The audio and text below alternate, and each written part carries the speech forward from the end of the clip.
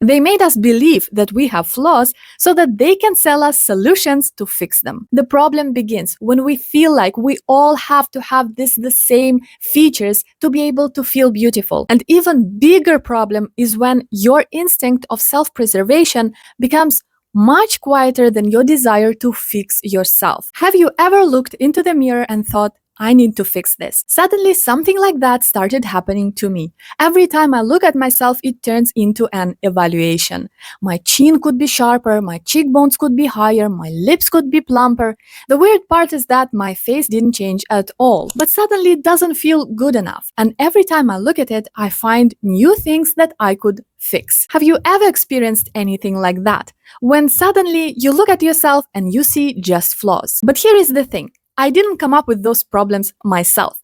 They were sold to me, to us, by social media, red carpets, beauty industry, and even AI. Today, we are surrounded in the online space and everywhere by perfect faces. The sad part is that very often they don't exist in real life because they were artificially enhanced or manufactured with different beauty procedures, fillers, and even plastic surgery. But because we see it every day, our brain takes it as a new norm. And we compare ourselves to them and we don't like what we see. All of this is no accident. Somebody purposely did this to us because somebody seriously profits off of our insecurities. They made us believe that we have flaws so that they can sell us solutions to fix them. Sometimes I feel like I'm the only one with an imperfect face in the world of perfect faces. But I know I'm not alone. Have you noticed how suddenly all girls online look perfect and very similar too? Nobody wants to admit it, but majority of those faces were enhanced artificially by anything from Botox to plastic surgeries. I cannot unsee it anymore. But you know what? The fact that they did something to themselves to be more beautiful doesn't really matter, because our brain, since we see it every day, since we are so much exposed to that, takes it as a new beauty standard. And now we feel like we are forced to go and do something to ourselves too, because otherwise we will not be considered pretty and we will not be able to feel pretty. The problem begins when we feel like we all have to have the same features to be able to feel beautiful, as if we have to pay for our self-esteem, as if it's something that's not free. It would be a shame to waste all this in a tiny Chinatown office. I think we've got more of a front of house situation on our hands. Let's be for real. What's happening is a marketing strategy. It is a multi-billion dollars business. You know what's a best way to sell something to somebody is to convince them that they have a need for it, that they don't want it, they need it. You probably heard this classic example from sales. If you want to sell a pen to somebody, ask them to write something for you on a piece of paper. Now they don't just want the pen, they have a need for the pen. They will pay whatever money for it because they have to get it, since they have to write something for you. And when it comes to beauty procedures, the best way to sell them to you is to convince you that without them, you're not pretty enough. You don't believe me? But it's not the first time that they do this to us. One of the biggest problems that all girls nowadays try to fix is cellulite, for example. But would you be shocked if I told you that before 1960s, no woman even knew that this was a problem? And it is a very convenient problem as well, because 90% of women have it. So there is an opportunity to create unlimited amount of massages, beauty devices, creams, and so on and so forth to remove that awful orange peel skin from us. Many generations of women lived with that texture on their thighs and didn't even know that it's something to be worried about. The problem began when Vogue published an article about it, and they on purpose used really derogatory terms to describe it. Orange peel skin is a mild one. They also said that it's cottage cheese skin. They even claimed that it's a disease, which, by the way, is a complete lie. It's not a disease. It's a normal feature of female body due to how fat is distributed under our skin because of our female hormones, because of estrogen. Majority of women have it. It's no disease.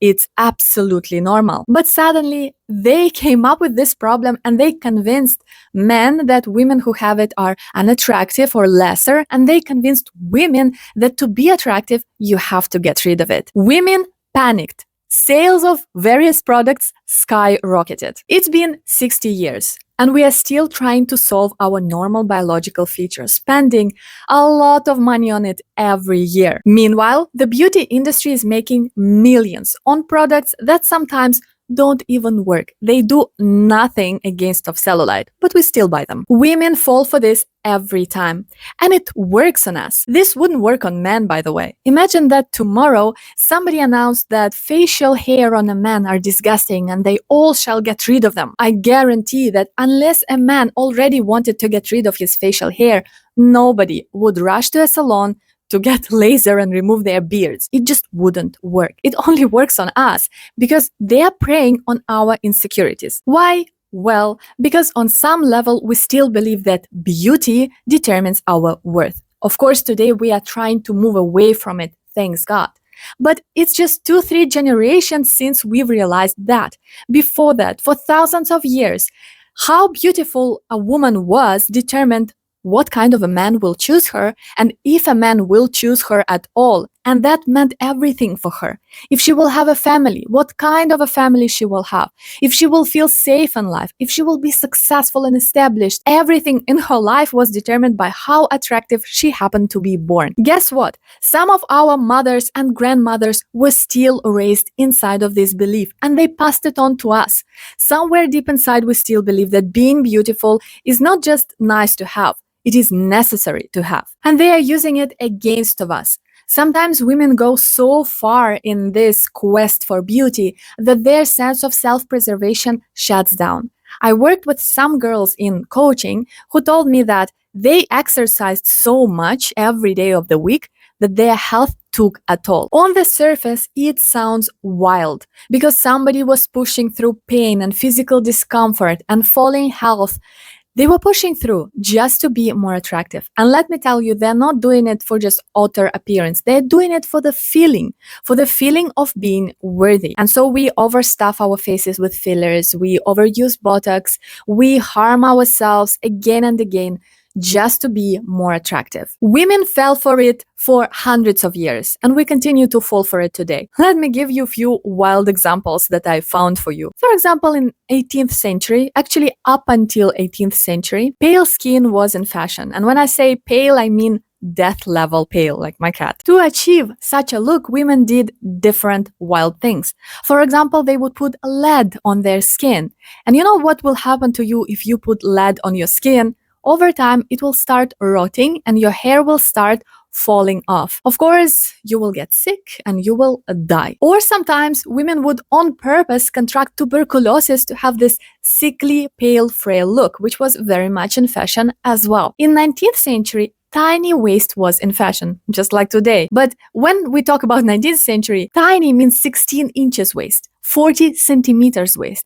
And so grown, mature women would force their bodies into tight corsets, reinforced with metal pieces, so that they can be this skinny. You know what happens with you if you would do that to your body? Your internal organs migrate. Of course, it causes a lot of health complications. I don't have to continue. I think you get my point.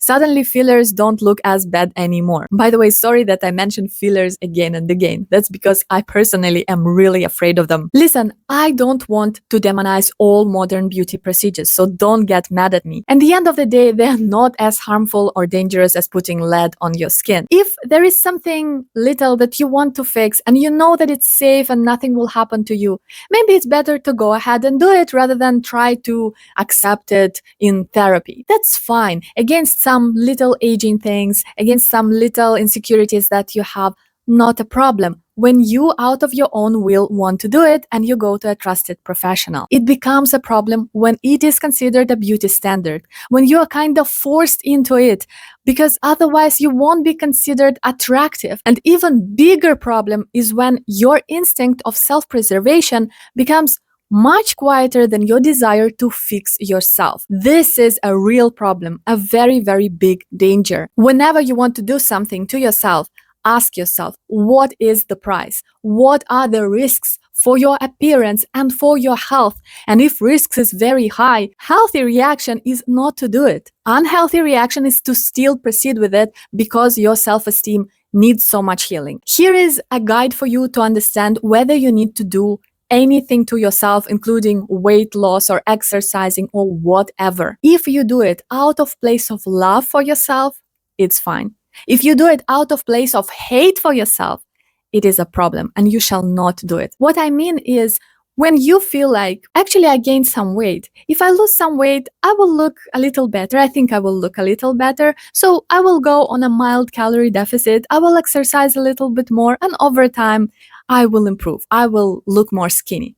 That's fine. You do it out of love. The opposite situation happens when you look into the mirror and you think, you look awful. You are fat. You are the reason why I can't get what I want. You are the reason why I can't find a partner. I will punish you. I will make you skinny. And now you put yourself on a terrible calorie deficit until you faint in the street. You harm yourself. You overexercise yourself because you want to punish yourself for not being good enough. This is what I mean when I say you are doing it out of place of hate. Love for yourself, healthy attitude towards yourself and your body will guide you through a huge menu of cosmetologist clinic when you will do things for your benefit.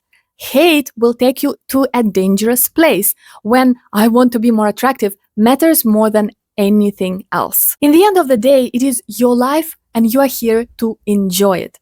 If something is taking away your health, it's literally robbing you of your life. Beauty cannot guarantee happiness. It is a big lie that was sold to us.